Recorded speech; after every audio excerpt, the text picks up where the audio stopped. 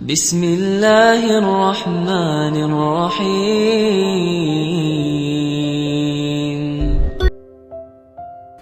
Ma asaba min musibatin, tidak pernah ditetapkan satu kejadian, awas hati-hati, di bumi fil ardi wala fi anfusikum, atau menimpa dirimu, illa fi kitabin min qabli an nabraha, kecuali semua itu telah tertuliskan di dalam kitab sebelum semuanya nampak dalam kehidupan. Ayat ini ingin memberikan gambaran bahwa semua kejadian-kejadian yang terjadi di muka bumi ini, termasuk dalam terkait aktivitas kita, termasuk dalam pencarian jodoh kita, semuanya telah tertuliskan, diatur oleh Allah Subhanahu wa taala. Singkatnya, semua ada dalam aturan Allah. Allah telah mengatur si fulan hidup sekian sekian sekian, meninggal sekian sekian sekian, rizkinya sekian, jodohnya akan mendapatkan sekian sekian sekian. Sebagian tidak bisa diikhtiarkan seperti ajal nggak ada ikhtiarnya. Anda tidak bisa ikhtiar untuk bisa menunda atau mempercepat ajal, langsung nggak bisa diintervensi. Sebagian ada yang harus diikhtiarkan, hukumnya sudah ada, cuman kita tidak tahu bagaimana dengan takdir yang telah Allah tetapkan. Maka untuk mendapatinya, maka ikhtiar kita untuk meraihnya. Maka ada sesuatu yang ditempuhnya dengan cara ikhtiar. Tayyib. Di antaranya ini jodoh. Allah telah tetapkan jodoh kita, diatur oleh Allah. Ini yang terbaik untuk kehidupan kamu. Tapi Allah merahasiakan kepada kita siapa jodoh yang dimaksudkan. Maka kita berikhtiar, yang dengan ikhtiar itu ada pahala didapatkan. Saya ulang, ada pahala didapatkan, ada kenikmatan dalam mencarinya. Bayangkan kalau kemudian nikah aja tiba-tiba tanpa ada pencarian. Antum gak akan pernah merasakan bagaimana nikmatnya ta'aruf, bagaimana nikmatnya mengenal, bagaimana mencari, bagaimana pahala bersabar, bagaimana nikmatnya berdoa, bagaimana istikharah dalam menentukan jodoh kita. Itu semua menghasilkan pahala dalam kehidupan kita. Maka yang pertama, lihat ketentuan Allah yang pertama, apapun ikhtiar yang telah Anda tempuh, maka semua ikhtiar ini tetap tidak akan keluar dari aturan Allah Subhanahu wa taala. Jadi kalau antum tadi sudah menunggu selama 4 tahun tanpa komunikasi, Masya Allah, sudah siap melamar, tiba-tiba Masya Allah dibalap oleh orang lain, kalah. Fokus. Maka bagaimana cara memahaminya? Perhatikan, ikhtiar yang Allah tetapkan dalam aturan yang dibuat tadi, boleh jadi tidak harus selalu menyampaikan kita pada tujuan yang kita inginkan. Karena aturan Allah itu ketika ditetapkan akan bersanding dengan maslahat bagi kehidupan kita yang menjalaninya. Ingat ini ya, ingat. Aturan Allah ketika menetapkan, fulan rezeki kamu sekian, fulan fisik kamu begini, fulan jodoh kamu si fulan, si fulanah. Ketika Anda menempuhnya dengan ikhtiar, tidak harus kemudian Anda meraihnya sesuai dengan keinginan Anda.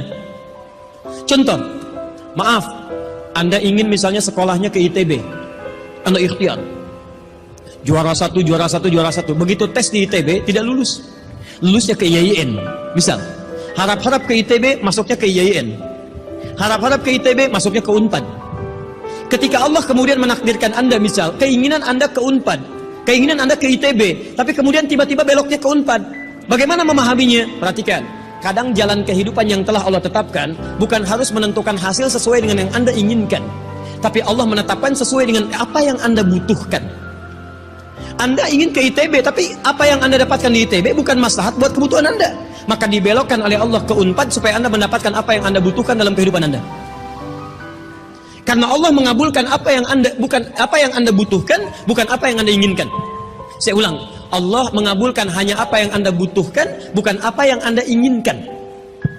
Ada 3 jenis cara pengabulannya. 1, jika kebutuhan Anda sesuai dengan maslahat kehidupan Anda meminta. Maka jika keinginan Anda dalam permintaan sesuai dengan kebutuhan Anda, maka segera dikabulkan.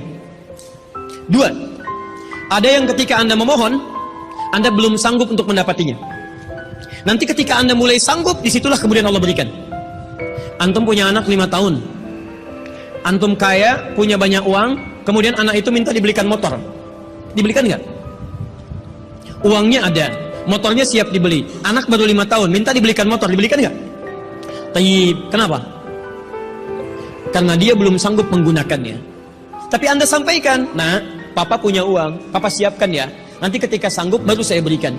Demikian ketika Anda meminta kepada Allah Subhanahu wa taala dan memohon. Maaf, Anda mohon, belum dikabulkan juga. Boleh jadi bukan Allah belum mengabulkan, tapi Anda belum siap untuk menerimanya. Contoh, Nabi Muhammad SAW berdoa kepada Allah supaya kiblat dipindahkan dari Masjid Al-Aqsa ke Masjidil Haram. Kapan berdoanya? Sejak di Mekah. Kapan dikabulkan? Saat ke Madinah. Kurang lebih 3 tahun baru dikabulkan. Quran surah kedua Al-Baqarah ayat 144, paling kiri sebelah bawah. Qad nara taqalluba wajhika fis sama' falanuwalliyannaka qiblatan taradaha fawalli wajhaka syatral Masjidil Haram. Muhammad, kami perhatikan engkau senantiasa menengadahkan wajahmu ke langit memohon, meminta. Lihat, maka mulai hari ini kami kabulkan doamu. Mulai palingkan kiblatnya dari Masjidil Aqsa ke arah Al-Masjidil Haram. Berapa lama Nabi berdoa? 3 tahun. Nabi Muhammad SAW berdoa 3 tahun baru dikabulkan oleh Allah. Kenapa baru dikabulkan? Karena pengalihan kiblat baru sesuai dengan kebutuhan umat Islam pada saat itu setelah 3 tahun. Nabi Ayub alaihissalam, antum kenal Nabi Ayub? Kenal di mana? Tenang keadaan. Kenal Nabi Ayub. Luar biasa. Tadi malam di Dumai ada yang kenal Korun. Bulan lalu di Lampung ada yang kenal Fir'aun. Masya Allah. Di Pekanbaru kenal Nabi Ayub. Luar biasa. Dan siapa sebetulnya? Nabi Ayub itu diuji dengan penyakit luar biasa. Maaf, tadinya kaya, punya istri yang sangat cantik, anaknya 12. Hari yang bersamaan, hari pertama, maaf, diuji dengan harta semua habis. 1 hari. Hari kedua, anak semua meninggal. Hari ketiga, diuji dengan penyakit. Yang penyakitnya tidak akan pernah dialami orang setelahnya. Tidak juga dialami orang sebelumnya. Berapa diuji? 20 tahun. Beliau diuji 20 tahun. Apakah mengeluh? Tidak. Kata istrinya, kalau bahasa kita, papa kan Nabi. Angkat tangan papa, mohon kepada Allah. Mintakan sembuh aja, sembuh. Apa jawab Ayub? Berapa lama kita sehat dan senang? Kata istrinya, Masya Allah, 20 tahun. Berapa lama kita diuji begini? 7 tahun. Kata Ayub, nanti saja. Kalau usia ujian sakit sama dengan ujian sehat, sama-sama 20 tahun, baru saya memohon kepada Allah Subhanahu wa Ta'ala. Anda bisa bayangkan Nabi Ayub, Nabi, Rasul, dekat dengan Allah, jaminannya surga, surga tingkat tinggi, diberikan ujian 20 tahun, beliau bersabar dan tetap ibadah. Antum, Masya Allah, mahasiswa, baru semester 5, bukan Nabi, bukan Rasul, surga belum jelas, amalan masih berantakan, hisab masih menegangkan, surga belum ada jaminan, baru 4 tahun.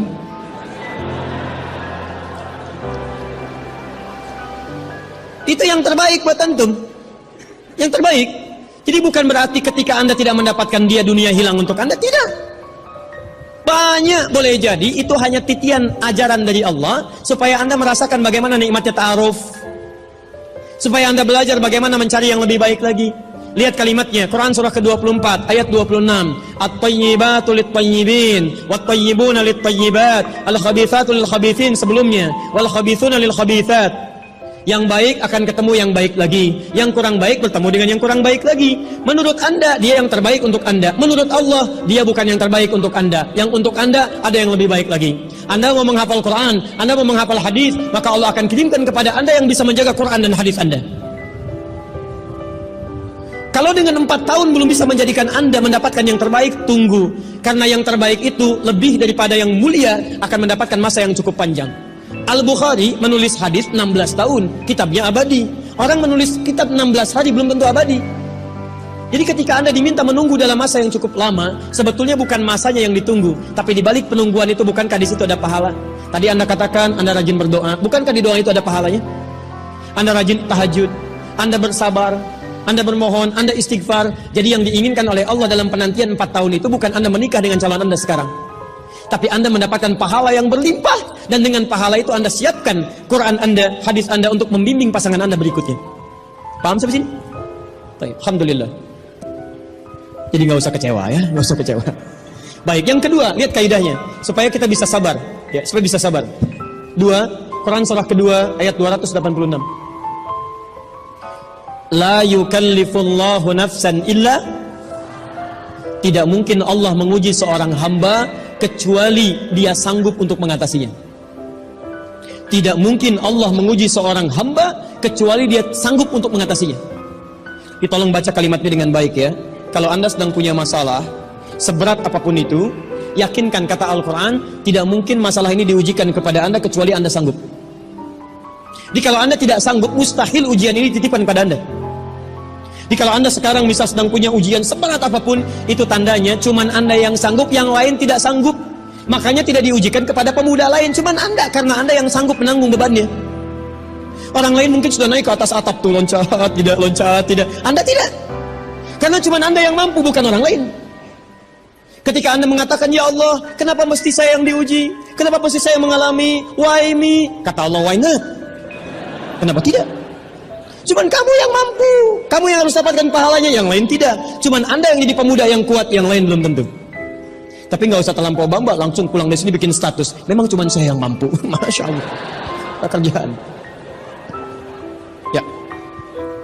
Yang ketiga, tetap ikhtiar. Quran surah 49 ayat ke-13.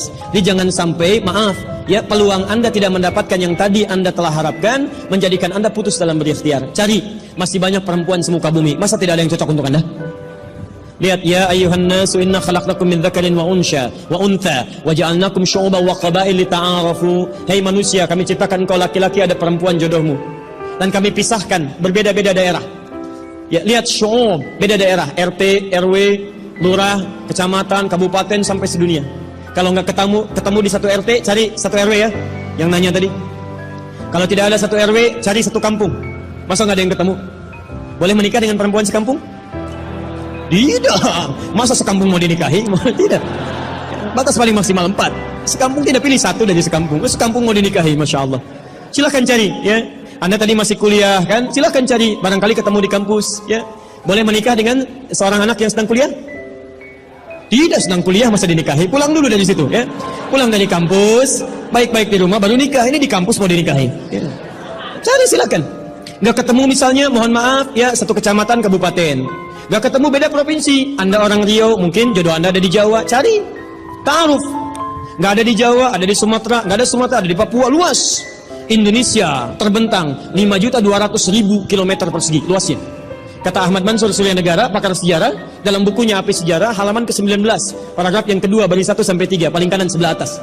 Luas Indonesia itu daratnya 2 juta kilometer persegi, lautnya 3.200.000 kilometer persegi. Daratan dan lautan, Masya Allah, 5.200.000 kilometer persegi. Masa nggak ketemu?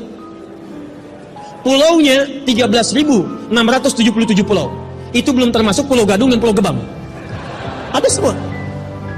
Nggak ada di Asia Tenggara, nggak ada Asia Tenggara di Asia, nggak ada Asia Amerika, nggak ada Amerika di Eropa, nggak ada Eropa di Afrika. Masa nggak ada yang cocok? Kalau tidak ada, mungkin antum ahli surga, karena itu pun jodoh antum pun bidadari surga. Masya Allah. Tapi sebelum ke surga, baiknya menikah dulu di dunia ya.